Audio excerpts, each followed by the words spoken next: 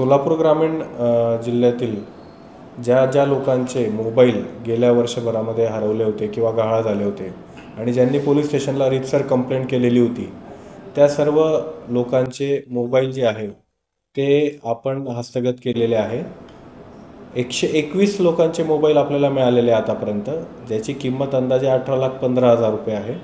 आणि 2 दिवसापूर्वी क्राइम कॉन्फरन्समध्ये 5 लोकांना आपण प्रातिनिधिक स्वरूपात ते मोबाईल जे आहे ते परत केलेले आहे आणि बाकीच्या सर्व उरलेल्या लोकांचे मोबाईल जे ते परत करण्याची प्रक्रिया सुरू आहे।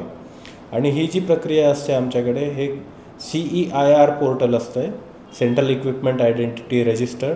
त्या पोर्टलमध्ये आपण गहाळ झालेले मोबाईल जे आहे त्याची नोंद करतो आणि ते मोबाईल जर कोणी दुसऱ्या व्यक्तीने ॲक्टिवेट केले तर संबंधित व्यक्तीला मेसेज जातो आणि आपल्याला सुद्धा अलर्ट येतो आणि त्या आधारे आपण ते मोबाईल परत रिकवर करतो। आणि जर चोरीचा जर काही प्रकार असेल तर त्यामध्ये गुन्हासुद्धा नोंद होतो।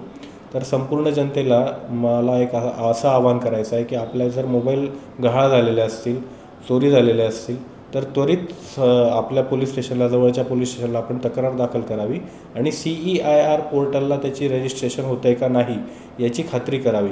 आपल्या पोलीस स्टेशनमधले जे पोलीस अंमलदार आहेत किंवा पोलीस अधिकारी आहे त्यांना याबाबत विचारणा करावी, जेणेकरून CEIR पोर्टलचा वापर जास्तीत जास्त होईल आणि आपले गहाळ झालेले मोबाईल जे आहे ते परत मिळून येतील। सर, बऱ्याचदा लोक मोबाईलकडे दुर्लक्ष करतात, म्हणजे कुठेही ठेवणं किंवा गहाळ होईल या पद्धतीने वागतात, तर अशा लोकांना आपण काय आवाहन करता येईल? अशा लोकांनी एकतर आपला मोबाईल जो आहे तो सुरक्षित राहील अशाच ठिकाणी ठेवावा, शक्यतो वरच्या पॉकेटमध्ये मोबाईल ठेवू नये आणि मोबाईल जो आहे तो कायम एकतर आपला फिंगरप्रिंटने लॉक करावा किंवा मग फेस लॉक करावं। आपले जे ॲप्स आहेत, विशेषतः पेमेंट ॲप, त्याला चांगला स्ट्रॉंग सिक्युरिटी पासवर्ड ठेवावा, जेणेकरून जर एखाद्या व्यक्तीच्या हातात आपला मोबाईल गेला तर आपल्या पेमेंट्स ॲपचा तरी उपयोग ते करू शकणार नाही। आणि दुसरं, मोबाईल गहाळ झाल्या सर्वात प्रथम आपण आपल्या मोबाईलमध्ये जे पेमेंट ॲप रजिस्टर असतील आणि त्या ज्या बँकेचे असतील त्या बँकेला सर्वात प्रथम आपण माहिती द्यावी आणि आपले बँकेचे जे डिटेल्स आहेत ते ब्लॉक करायला सांगावे, टेम्पररी ब्लॉक करायला सांगावे, म्हणजे आपल्या पेमेंट ॲपमधनं कुठलंही इल्लीगल पेमेंट कोणी करू शकणार नाही।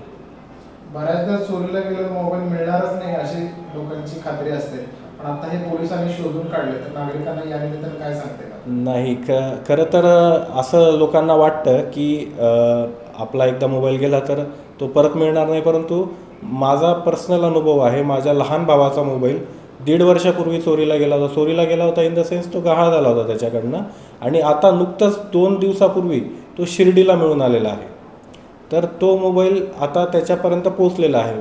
तर ही घटना जी आहे ही माझ्या स्वतःच्या घरात झालेली असल्यामुळे मला त्याचा अनुभव आहे। नागरिकांनी पोलिसांवरती विश्वास ठेवावा आणि सर्व यंत्रणेने जे काही काम सुरू ठेवलेलं आहे त्याच्यावर विश्वास ठेवावा।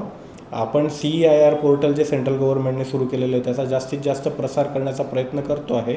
जर लोकांना ही माहिती पोहोचली आणि त्यांनी त्या ॲपचा आणि त्या पोर्टलचा वापर केला तर नक्कीच त्यांचा मोबाईल जो आहे तो कायम सुरक्षित राहील। जयेश दर्बी कलेक्शन कॉटन, लिनन यासह अनेक ब्रँडेड कंपन्यांच्या सूटिंग शर्टिंगसाठी जयेश दर्बी कलेक्शन, 7 रस्ता मोदी, पंकाविरी जवळ, सोलापूर। छोटे फंक्शन के लिए Mayur classic AC banquet hall मिलेगा सिर्फ 10,000 रुपयों में। Mayur classic AC banquet hall, जुड़े, Solapur. Management by spice and ice events.